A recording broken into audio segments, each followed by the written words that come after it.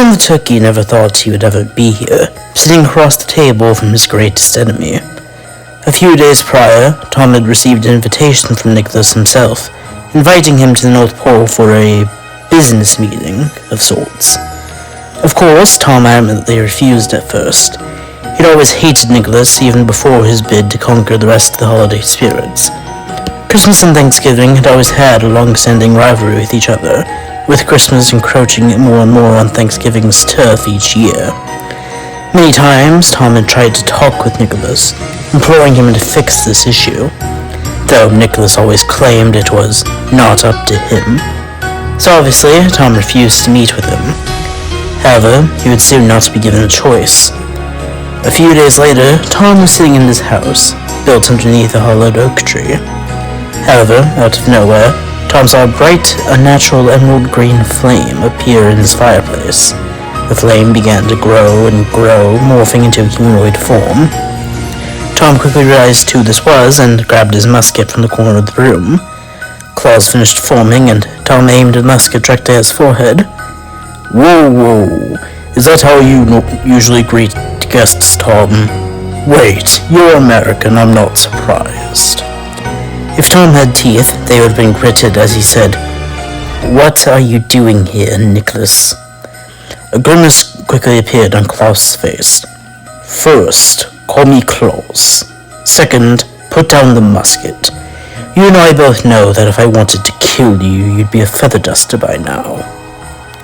Tom was hesitant, but knew Claus was correct.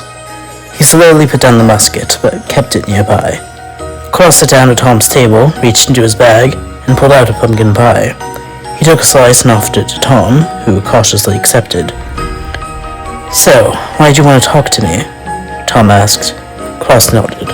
"As I'm sure you've heard, there's a recent rumor that I am currently trying to conquer the rest of the holiday spirits." "Rumor?" Tom asked. "Is that not what you're doing?" Claus thought for a moment before saying, "Partially, yes, that is what I'm doing. However, that is only a small part of my grander plan." Claus took another small bite of pie and began to explain. "As I'm sure you've noticed, humanity has become more and more corrupt over the years. We holiday spirits used to be the beacon of hope and light, to inspire goodwill in humanity. However, clearly that hasn't been working. I believe it is time to change our approach." Tom nodded as he agreed with what Claus was saying, at least on a level. "What did you have in mind?" Tom asked. "Humanity needs a firmer hand in order to improve. Nicholas, I was always too lenient with my punishments. No child's naughty behavior will change simply because of a stocking of coal. They need something a little bit more extensive." Tom gave a look of disgust. You're saying you want to torture children? Adults as well. But if one wants to inspire change, they need to start with the children." "No!" Tom yelled in defense. "I will not be a part of this." Tom stood up and was about to grab his musket, but Claus stopped him.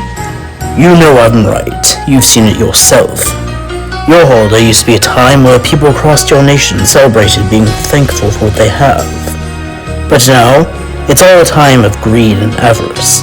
A day where self-righteous celebrities ride on large commercial floats down the department store street." Claus laughed to himself, but Tom tried to keep his resolve.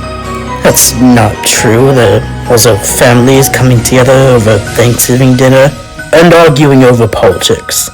Dividing families over a mere difference of opinion?" Claus interrupted.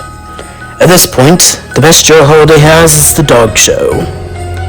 Tom sighed. "Okay, yes, humanity has ruined my holiday." But Tom was struggling to find a defense, and Claus decided it was time to strike. "How about we make a deal? I want your allegiance, and in return, I will offer you something you've wanted for a long time." This caught Tom's interest. "Wait, you mean—" "Yes." Claus stood up and held out his hand. "If you join me, I will ensure that Thanksgiving has its time." Tom thought for a moment. Before him was everything he had ever wanted. Perhaps Claus had a point in all this. Perhaps this was what humanity needed. Or maybe Tom was just trying to justify his decision. Either way, he hardly took the time to think. He placed his wing in Klaus's hand and shook, accepting the offer. Suddenly, an emerald green flame burst from Klaus' hand, burning Tom's feathered wing. He pulled back and looked onto his wing to see a strange symbol burnt directly into Tom's feathers. "The pact is sealed," Klaus said, and Tom immediately realized he made a mistake. "Now for your first assignment. I need you to take out a target."